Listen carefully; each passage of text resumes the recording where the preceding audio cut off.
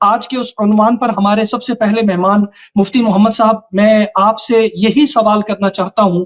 آج ہمارے اس معاشرے کے اندر لوگ سمجھتے ہیں کہ دیندار وہ ہے جو صرف تسبیح، نماز یہ سب کچھ کر رہا ہے تو وہ دیندار ہے۔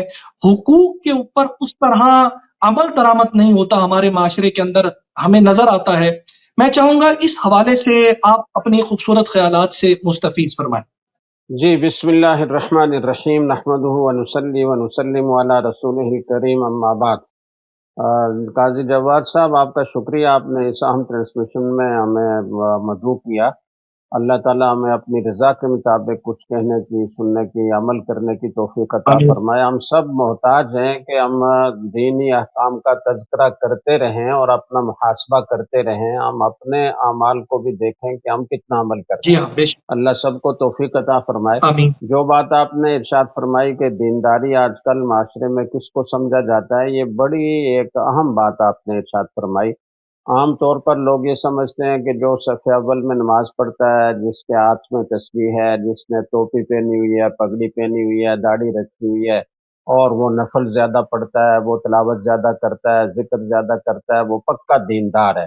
ہمارے ہاں دینداری کا معیار اسی کو بنا لیا گیا ہے۔ یہ چیزیں بہت اہم ہیں، اور صف اول میں نماز پڑھنے کا ثواب بہت زیادہ ہے، اتنا زیادہ کہ حدیث میں آتا ہے کہ اگر لوگوں کو پتہ چل جائے کہ صف اول میں ثواب کتنا ہے تو وہ اس پر لڑائی کرنے لگیں اور پھر قرعہ سے فیصلہ ہونے لگے کہ پہلی صف میں کون بیٹھے سبحان گا۔ اللہ، سبحان اللہ۔ تو اتنی اہمیت ہے ان چیزوں کی، ہر عمل کی اپنی اہمیت ہے، اس کے فضائل ہیں، لیکن ان اعمال ظاہرہ پر عمل کر کے کوئی آدمی یہ سمجھے کہ بس میں پکا دیندار ہوں، میں متقی ہوں، تو ایسا نہیں ہے۔ جی تقوی کی بنیاد دو چیزیں ہیں، ایک ہے فرائض و واجبات کی تکمیل، اور دوسرا ہے اللہ تعالیٰ کی نافرمانی سے بچنا۔ جب تک ہم ان دونوں چیزوں پر عمل نہیں کریں گے ہم متقی نہیں کہلائیں گے۔ اگر کوئی آدمی فرائض واجبات کو پورا کر رہا ہے اور اللہ تعالیٰ کی نافرمانی سے بچ رہا ہے، تو اگر اس کے پلے نفل عبادت بالکل ایک رکعت کی بھی نہیں ہے تو بھی وہ سیدھا جنت میں جائے گا۔